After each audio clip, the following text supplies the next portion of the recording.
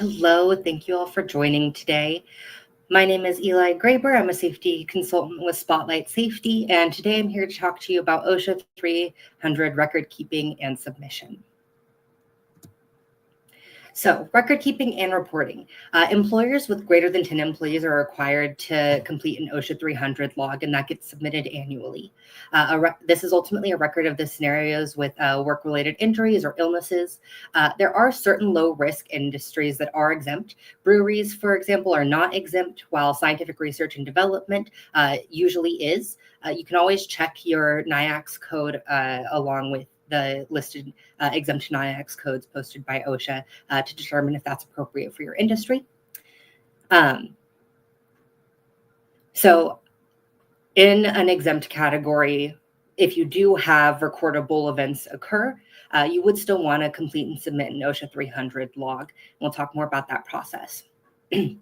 Additionally, 10 or fewer employees if you have 10 or fewer employees during that calendar year, you do not need to keep an OSHA 300 injury and illness records unless it's specifically requested by the Bureau of Labor Statistics, or OSHA requests it as well. Either of those are potential options, and they would inform the company via writing. So that would be, a physical mail that is received, snail mail, if you will. OSHA considers all employees at the facility to be part of that employee total. So anyone who was an employee during that calendar year, just because you had an individual that only worked for the company in January, and then there were, some individuals hired later in the year, that total employee count throughout that calendar year is applicable for reporting. So if you're exceeding that 10 employee limit and you're not in an exempt industry, then you'll want to make sure that you're completing and submitting that OSHA 300 form. The OSHA 300 forms are completed, as per that calendar year, as I was emphasizing before, and it's for the previous year. So coming up in, this new year, 2026, you'll be submitting OSHA 300 forms as applicable, of course, for the 2025 year.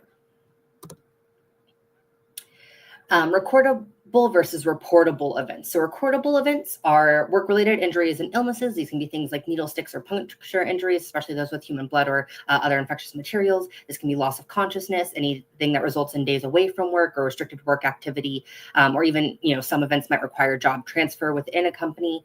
And then when there's medical treatment that's required beyond first aid, and we'll talk more about what exactly qualifies as first aid. Now, reportable events are circumstances that require immediate notification or notification within 24 hours, ideally as immediate, as quick as possible, to OSHA. This can be any amputation, loss of an eye, or hospitalization. And so for those reportable events, you want to make sure you're reporting those applicable events to either your nearest OSHA office, depending on where you are at in the US, you can locate that nearest office via a quick online search. You can call the OSHA 24-hour hotline, which is at 1-800-321-6747, which is 1-800-321-OSHA, or there's an online reporting system as well at osha.gov/report. For that, you would always want to make sure that you're providing the business name, the number of affected employees, the location of that incident, the approximate time of the incident, a brief description of what has occurred, and a relevant contact person and phone number for someone from the company that can provide any additional information regarding the event that has occurred. So those first aid events that do not qualify as something recordable, again, it's something that requires medical attention beyond first aid. So use of non-prescription medications, anything that results in the necessity of a prescription medication would qualify for recording. Administering a tetanus immunization, though you often have to go to a medical professional to receive that, that is still considered first aid under OSHA 300. Any cleaning, flushing, or soaking of surface level wounds, using wound coverings such as bandages, gauze, those sorts of things. Using any non-rigid means of support, so that can be elastic bandages, wraps, non-rigid back belts. This can also be temporary immobilization devices that are required during transport, like splint slings, neck collars, backboards. Drilling a fingernail or toenail to relieve pressure, draining fluids from a blister, eye patches, just the general use of an eye patch, using irrigation or cotton swab to remove any foreign bodies embedded or adhered to the eye, using irrigation, tweezers, cotton swab, or other simple means to remove a foreign body from areas other than the eye. And then using finger guards or drinking fluids to relieve heat, stress, replenishing those electrolytes would also be considered first aid. So again, everything that falls under that lovely list I just went through are circumstances that would not be recordable that is considered first aid. So that would not need to be reported in the OSHA 300 log. There are 3 forms associated with OSHA 300. So there's the OSHA 300 log of work-related injuries and illnesses. That's our initial and primary form here. This document ultimately states the number of cases, a brief case description, the classification of each case.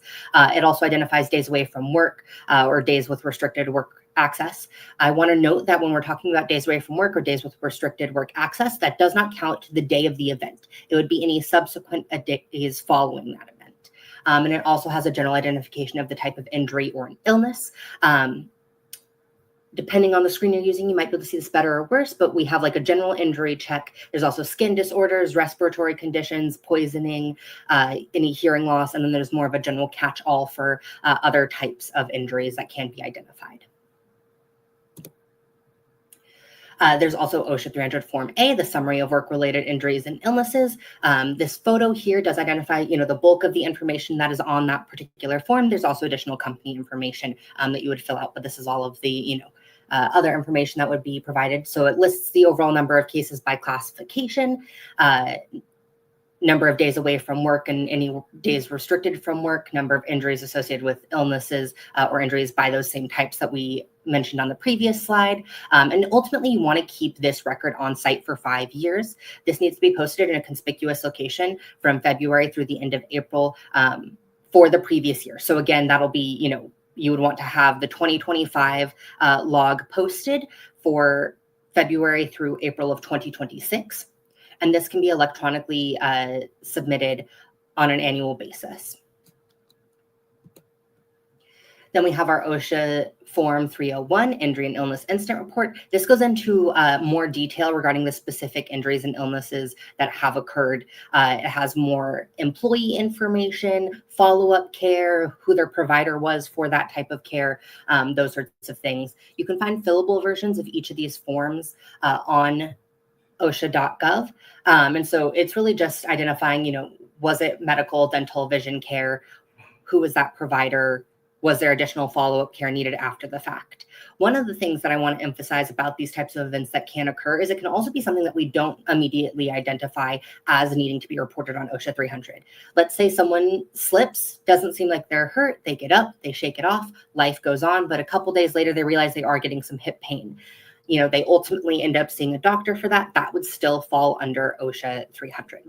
I also want to note that generally speaking, these forms are maintained and submitted by HR because of the sensitive information that does end up inside, especially Form 301. While 300A that ultimately gets posted provides, no individual details, both Form 300 and 301 do have some of those, individual details of, person's name, more details about the injuries, et cetera. And so that's not generally available information to the staff and those sorts of things.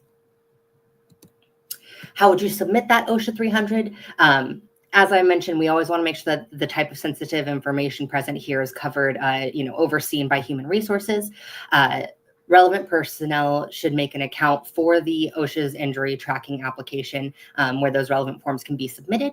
This can ultimately be accessed at osha.gov/injury reporting/ITA, ITA standing for injury tracking and tracking application. And as I mentioned before, I just really want to emphasize that OSHA 300A annual summary must be posted in a conspicuous location from February 1st to April 30th of the following year covered by that form. So again, for 2025, that form would be posted from February 1st to April 30th of 2026. Oftentimes, you have other permits or licensing posts that are required depending on, the state, the municipality, et cetera. And so having that OSHA 300A form posted along with those is a perfectly appropriate, nice conspicuous location to add that in. With that, that is the general information regarding OSHA 300 record keeping and submission. If you would like any assistance with your OSHA 300 record keeping and submission, you can always reach out to Spotlight Safety. Additionally, if you have any questions about does this particular circumstance qualify as something that needs to go on an OSHA log, is it reportable or not, or recordable or not? If it's reportable, you would definitely know. And with that, that's all I have for you. We're open to any questions if anyone has any follow-up.